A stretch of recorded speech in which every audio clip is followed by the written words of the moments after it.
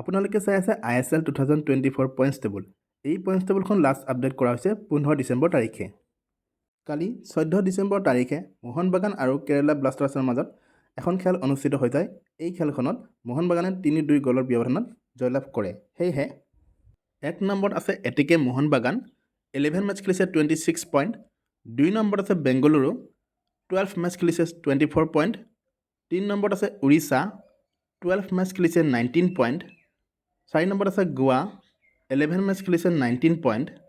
5 নম্বৰত আছে পাঞ্জাৱ, 10 মেচ খেলিছে 18 পইণ্ট।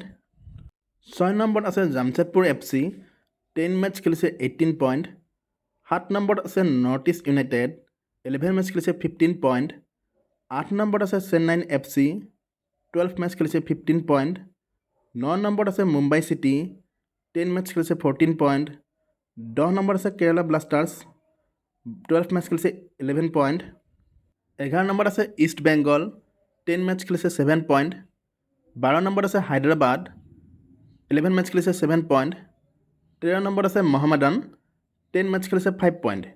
এই পইণ্টছ টেবুলখন লাষ্ট আপডেট কৰা হৈছে 15 ডিচেম্বৰ তাৰিখে।